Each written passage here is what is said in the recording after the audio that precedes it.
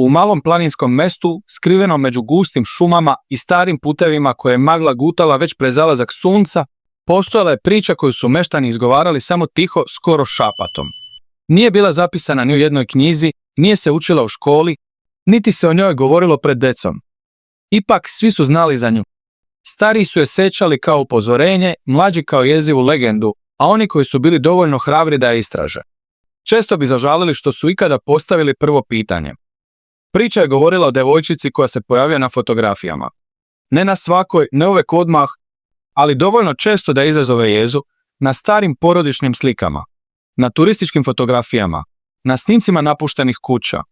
Ponekad bi stajala daleko u pozadini između drveća.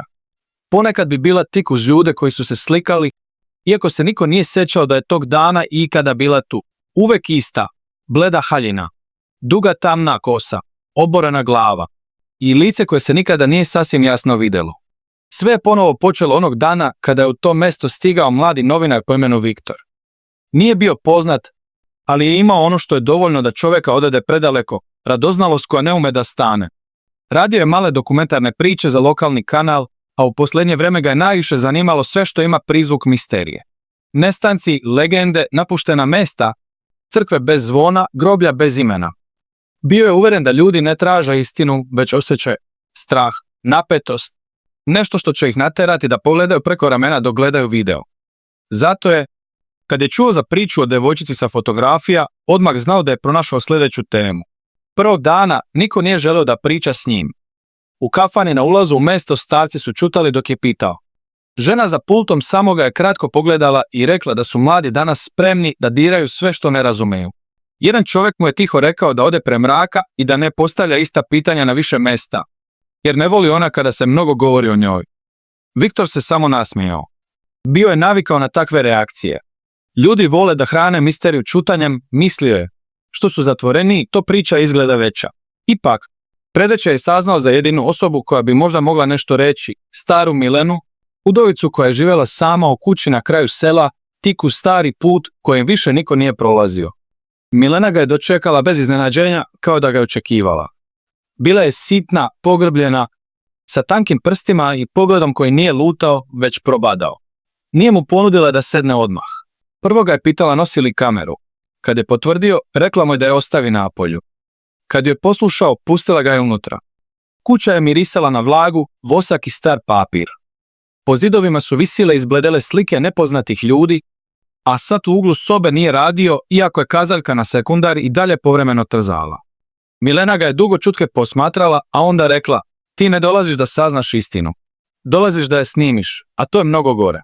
Viktor je objasnio da želi samo da zabeleži legendu, ništa više. Da ne veruje u duhove, ali veruje u ljudske priče. Milena je spustila pogled, pa polako otvorila fioku starog ormara i izvadila fotografiju, pažljivo umotanu u platno. Bila je crno-bela sa izgrebanim ivicama. Na slici je stajala grupa ljudi ispred neke stare kuće. Muškarac sa šeširom, žena sa maramom, dvoje dece i malo dalje, skoro stopljena sa senkom trema, stajala je devojčica, bosa, u beloj haljini. Glava joj je bila blago nagnuta u levo, lice nejasno, kao da je fotografija baš tu razmazana. Viktor je najpre pomislio da je u pitanju neka rođaka ili dete iz komšiluka koje je slučajno ušlo u kadar. Ali Milena tada tiho izgovorila, to je slika sa sahrane moje sestre. Toga dana nijedno dete nije bilo tamo.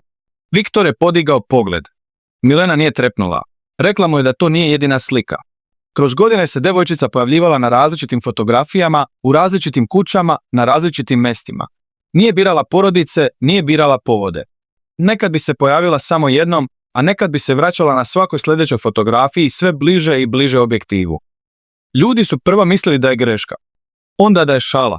Posle toga više nisu mislili ništa, samo su prestali da slikaju. Viktor je tražio da mu ispriča odakle sve počinje. Milena je dugo čutala, kao da važe da li je pametno da nastavi, a onda rekla da priča vodi unazad gotovo 60 godina do kuće koja više ne postoji. Nekada je, na mjestu gdje je sada samo zarasla ledina, stajala velika porodična kuća porodice Vasić. U toj kući živjeli su otac, majka i njihova ćerka Elena. Elena je imala 8 godina. Bila je tiha, povučena i bolešljiva.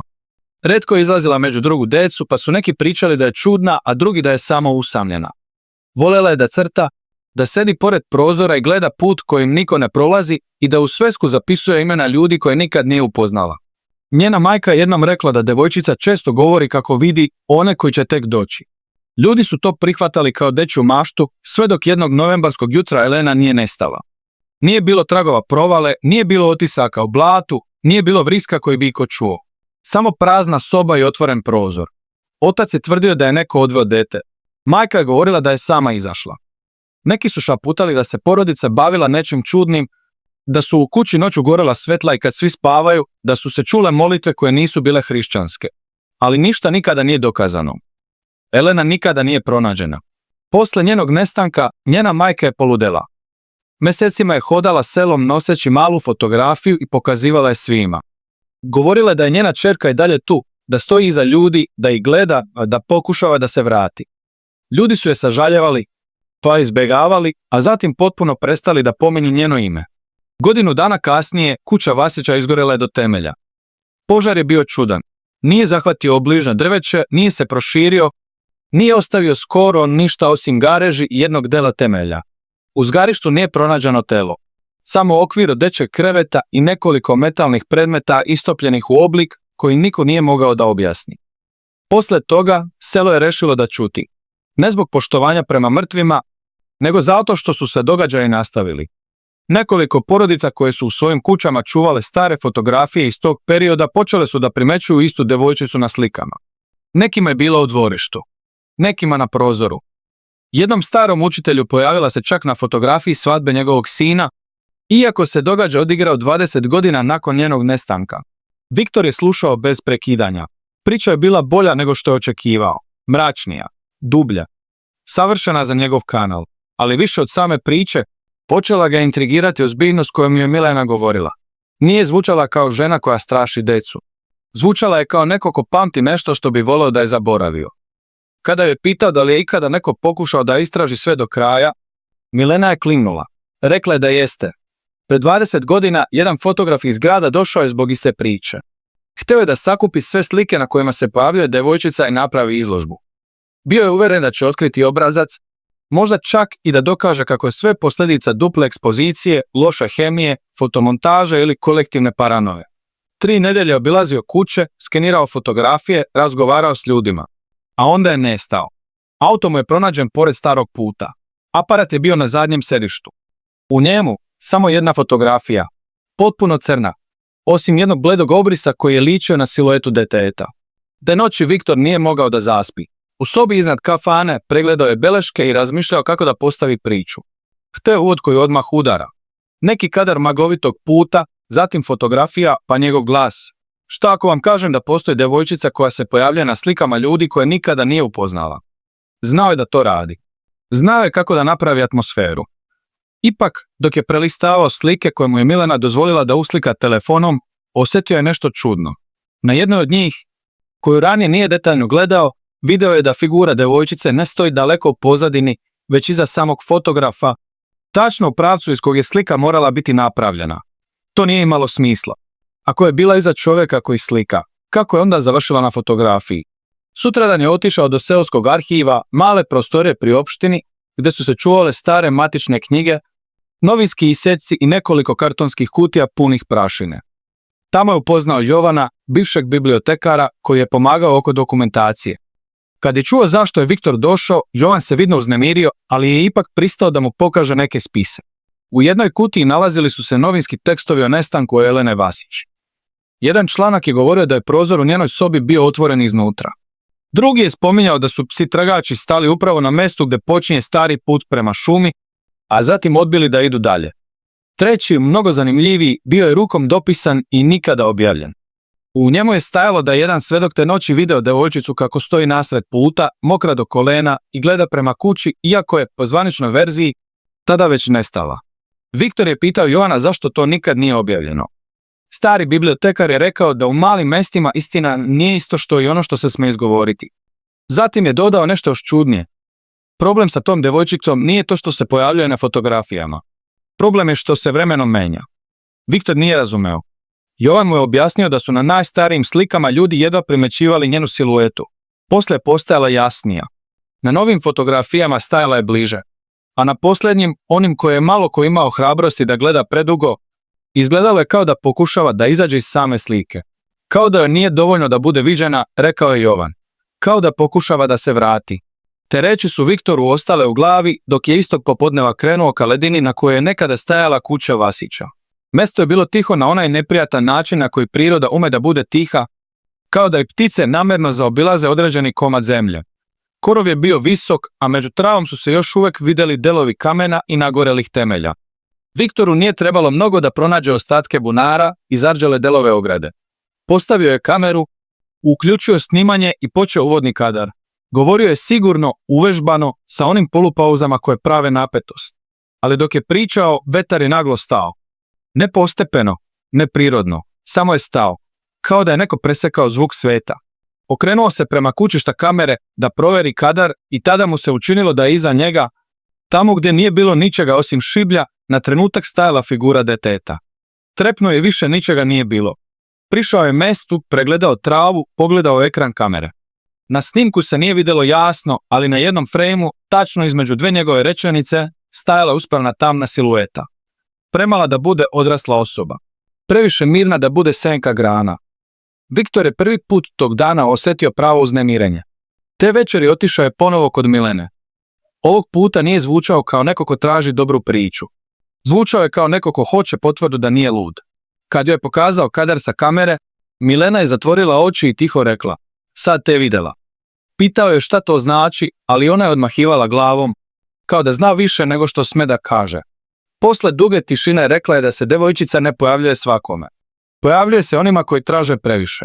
Onima koji pokušaju da je prikažu, da je imenuju, da od nje naprave priču. Što je više gledaš, ona više gleda tebe.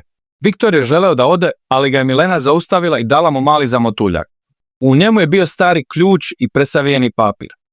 Rekla da je ključ od podruma kuće koja je nekada pripadala Eleninoj tetki, žene koja je posljednja tvrdila da zna šta se zaista dogodilo. Kuća je sada napuštena na obodu šume. Papir je bio komadić dnevnika, jedina stranica koja je ostala sačuvana nakon požara. Na njemu je drhtavim rukopisom pisalo: "Ona se ne pojavljuje na slikama zato što hoće da je nađu. Pojavljuje se zato što ne može da ode sama." Sljedećeg jutra nebo je bilo teško, sivo i nisko. Viktor je ipak otišao do kuće u šumi. Bila je to stara, vlažna građevina sa urušenim tremom i prozorima kroz koje se unutra nije vidjelo gotovo ništa. Vrata su bila zaključana, ali ključ koji mu je dala Milena savršeno odgovarao. Unutra je mirisalo na trule daske i stari pepeo. Sve je bilo prekriveno prašinom, osim uskog prolaza kroz hodnik, kao da je neko relativno skoro ipak prolazio tim putem. U zadnjoj sobi pronašao je vrata podruma. Drvo je bilo naduto od vlage, ali brava je popustila. Podrum nije bio velik, ali je bio dublji nego što je očekivao. Zidovi od kamena, polomljene police, stari sanduci i gomila staklenih ploča za fotografije. Kao da je neko tu davno pravio improvizovanu tamnu komoru. Na jednom stolu nalazio se metalni ram, hemikalije odavno osušene i niz papira potpuno slepljenih. Viktor je pažljivo razdvojio nekoliko listova i shvatio da gleda fotografije u fazi razvijanja. Na većini se nisu raspoznavali oblici, ali jedna je bila drugačija. Na njoj je sedela devojčica. Ne kao senka, ne kao mutan obris, već jasno, gotovo previše jasno. Sedela je na stolici, gledala pravo u objektiv i u krilu držala lutku bez jednog oka. Viktor je osjetio kako mu se koža na rukama ježi. Okrenuo je fotografiju i na poleđini pronašao datum. Bio je napisan 2 godine nakon Eleninog nestanka. Nije mogao da odvoji pogled sa slike. To je bilo nemoguće. Ako je Elena nestala, ako nikada nije pronađena, kako je mogla biti fotografisana 2 godine kasnije? A onda je primetio još nešto. U donjem desnom uglu jedva vidljivo nalazio se deo nečijeg kaputa i ruka odrasle osobe. Neko je bio s njom u istoj prostoriji. Neko ko je fotografiju sačuvao i sakrio. Dok je razmišljao, začuo je zvuk iznad sebe. Lagano škripanje poda. Kao da je neko hodao po kući. Viktor je naglo ugasio lampu na telefonu i ostao nepomičan. Koraci su bili spori, razvlačili su se preko dasaka, pa stali tačno iznad podruma. Prošlo je nekoliko sekundi tišine. Onda je nešto lagano udarilo o vrata podruma. Jednom, pa drugi put, nije zvučalo kao pesnica. Zvučalo je kao da neko dodiruje drvo otvorenim dlanom. Viktor je zadržao dah. Treći udar bio je nešto jači. Zatim tišina. Onda dečji glas, tih i promukao: Toliko tih da je na trenutak pomislio da ga je umislio. Jesi li me video? Nije odgovorio. Nije mogao. Osjećao je kako mu srce udara u grlu. Posle nekoliko beskrajnih trenutaka začuo je ponovo korake. Ovaj put udaljavali su se. Kada je skupio snage da otvori vrata i izađe, kuća je bila prazna. Ali na podu hodnika, u debeloj prašini, nalazili su se tragovi malih bosih stopala. Počinjali su kod ulaza u kuću. Završavali se ispred vrata podruma. Viktor se vratio u sobu sav mokar od hladnog znoja. Satima je pregledao snimke, fotografisao nađenu sliku, povećavao detalje, pokušavao da razmišlja racionalno. Sve je upućivao na to da se iza legende krije neka stara porodična tajna. Otmica, zatvaranje deteta, možda čak prikriven zločin. Bio je sve bliži uverenju da je Elena preživjela nestanak i da je godinama skrivana. Ali onda se dogodilo ono što mu je slomilo posljednji pokušaj da sve objasni razumno. Kada je uveče pregledao fotografije koje je tog dana napravio u podrumu, video je da na svakoj slici, bez obzira što je bilo u prvom planu, iza njega u odsjaju stakla, na metalnom ramu ili u mraku stepeništa stoji ista devojčica. Na prvoj je bila daleko, na drugoj bliže, na trećoj gotovo tik iza njegovog ramena. Posljednja fotografija bila je najgora. Na njoj se nije vidjela devojčica cela. Vidjelo se samo pola njenog lica naslonjeno uz njegovo rame i jedno tamno oko uprto direktno u objektiv. Te noći Viktor nije spavao. Ostavio je svetlo upaljeno i televizor bez tona. Oko 3 ujutru probudio ga je zvuk notifikacije na telefonu. Jedna od fotografija koju je napravio sama se otvorila. To nije bilo najgore. Najgore je bilo to što se promenila. Na slici više nije stajala u pozadini. Sada je bila u prvom planu. Tačno ispred objektiva. Kao da je svakim satom izlazila iz dubine kadra i približavala se. U paničnom stanju otrčao je do milanine kuće pre svitanja. Starica mu je otvorila vrata kao da ga je očekivala. Kad je vidjela njegovo lice, samo je rekla, prekasno si je pustio da uđe. Viktor je tražio objašnjenje bilo kakvo. Milena ga je povela do starog sanduka i iz njega izvadila posljednju stvar koju mu ranije nije pokazala. Malu svesku, dečji dnevnik, nagoreo po ivicama. Rekla je da pripada Eleni. Većina stranica bila je nečitka, ali one koje su ostale bile su dovoljne da otvore novu stranu užasa. U dnevniku je Elena pisala o drugoj kući, mestu koje niko osim nje nije video. Govorila je da se ta kuća pojavi ponekad iza njihove, u polju, ali samo kad pada magla. U toj kući, tvrdila je, živi devojčica koja liči na nju, samo što nikada ne govori prva. Elena je zapisala da je ta druga devojčica rekla kako svaka kuća ima svoju senku i da neke senke žele da zamene one koji unutra žive. U početku je Viktor bio uveren da čita proizvod dečje mašte. Ali posljednja sačuvana rečenica ledila je krv. Mama kaže da ne pričam više o njoj. Ali sinoć je stajala kraj mog kreveta i rekla da će uskoro biti moje mesto njeno, a njeno moje. Milena je drhtavim glasom rekla da neki u selu nisu verovali da je Elena nestala. Verovali su da je zamenjena. Da ono što se posle njenog nestanka pojavljivalo po fotografijama nije duh mrtvog deteta, već nešto što nikada nije bilo ljudsko. Nešto što koristi slike kao vrata, odraz kao put, pogled kao poziv. Kad je neko dugo gleda, ona nauči lice. Kad nauči lice, traži mesto. Kad nađe mesto. Milena nije završila rečenicu. Viktor je tada prvi put pomislio da treba da ode.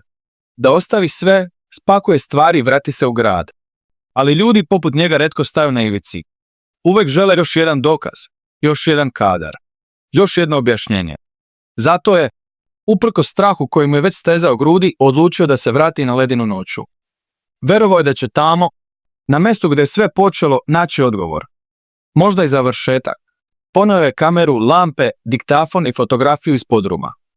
Noć je bila gusta, bez meseca, sa maglom koja je klizila nisko iznad zemlje. Kada je stigao do mesta stare kuće, svetlo lampe jedva je sekalo tamu. Postavio je kameru na stativ, uključio snimanje i počeo da govori. Glas mu više nije bio siguran kao na početku. Govorio je o Eleni, o slikama, o kući u šumi, o dnevniku. A onda je prestao.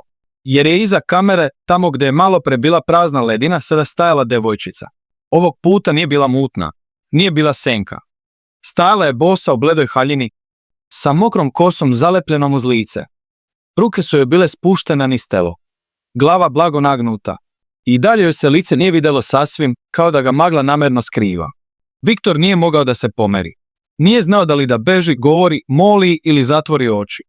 Devojčica je tada podigla ruku i pokazala prema mestu gdje je nekada bila kuća. Zemlja je tamo izgledala isto kao i svuda okolo, zarasla i tamna. Ali kad je prišao par koraka, vidio je nešto što ranije nije primetio. Mali metalni okvir zakopan plitko u zemlju. Kao vrata podruma ili poklopac. Kada je raščistio travu, otkrio je staru gvozdenu ploču. Trebalo mu je vremena da je podigne, ali ispod se otvorio uzak prolaz u mrak. Miris memle, zemlje i nečeg ustajalog udario ga je odmah. Spustio se niz nekoliko kamenih stepenika i našao u skučenom prostoru ispod temelja. Tamo nije bilo mnogo toga. Samo stari dečji krevetić, polomljena stolica i zidovi puni ogrebotina. Sitnih, paralelnih, kao da ih je pravila mala ruka tokom mnogo dana. U jednom uglu ležala je kutija. U njoj desetine fotografija. Sve su bile iste. Na svakoj je bila neka druga porodica, drugo vreme, drugi ljudi. Ali uvek ista devojčica. Nekada na prozoru. Nekada iza oca koji drži dete. Nekada među svatovima. Nekada u odrazu ogledala. Na posljednjim slikama, onim najsvežijim, ljudi više nisu gledali u kameru. Gledali su u nju, kao da su u trenutku fotografisanja konačno vidjeli. Na dnu kutije nalazila se jedna jedina fotografija u boji, nova. Viktor je uzeo drhtavim rukama. Na njoj je bio on. Stajao je danas popodne ispred kafane, dok je telefonom pregledao snimke. Fotografija je bila napravljena iza njegovih leđa. A tik uz njega stajala je devojčica, naslonjena glavom na njegovo rame, sa bledim osmehom koji se prvi put jasno video. Tada je začuo zvuk iza sebe. Nije bio korak, nije bio šapat. Bio je dečji smeh. Polako se okrenuo. Na vrhu stepenica, u otvoru koji je vodio napolje, stajala je ona, sada bliže nego ikada. Lice je bilo vidljivo. I nije ličilo na lice mrtvog deteta. Nije ličilo ni na šta što bi čovjek trebalo da vidi. Oči su joj bile prevelike, tamne i duboke, kao da u njima nema kraja. Osmeh joj je bio tih, ali pogrešan, kao da ne zna kako ljudski osmeh zaista izgleda, pa ga samo imitira. U ruci je držala malu lutku bez jednog oka. Ispustila je niz stepenice. Lutka je pala Viktoru pred noge. A onda je devojčica rekla, sad ćeš i ti biti na slikama. Sljedećeg jutra Viktor nije pronađen. Kamera je stajala na ledini i dalje uključena. Na snimku se vidi kako govori u objektiv, zatim zastaje, gleda iza kamere i bledi u licu. Posle toga kadar se trese, čuje se njegovo teško disanje i šum koraka. Zatim ekran na trenutak prekrije sneg i slika se vraća, ali Viktora više nema.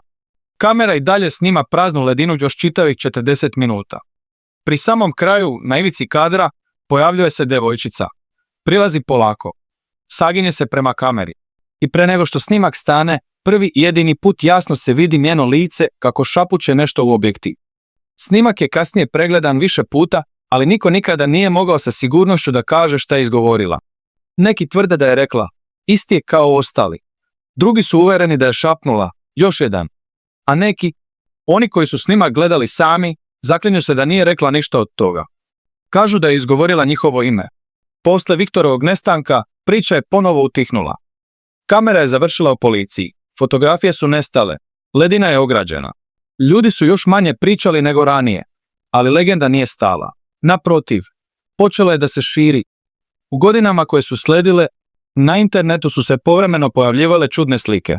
Turisti na planini, napuštena škola, porodično slavlje, mlada devojka ispred ogledala.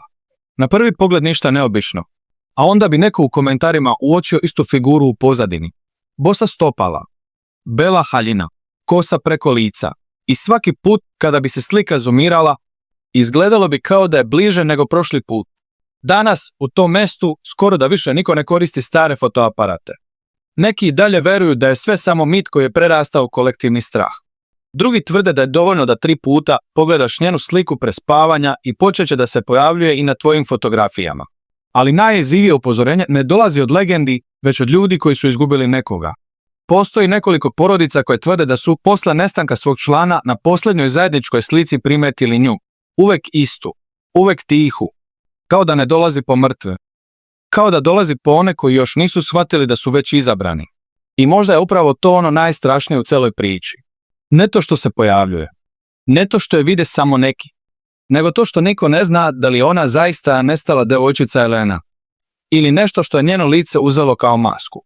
Nešto što je godinama učilo kako da bude primećeno, kako da bude zabeleženo, kako da iz slike pređe u sećanje, iz sećanja u san, a iz sna u stvarnost. Zato sljedeći put kad budeš gledao neku staru porodičnu fotografiju, nemoj odmah posmatrati ljude u prvom planu.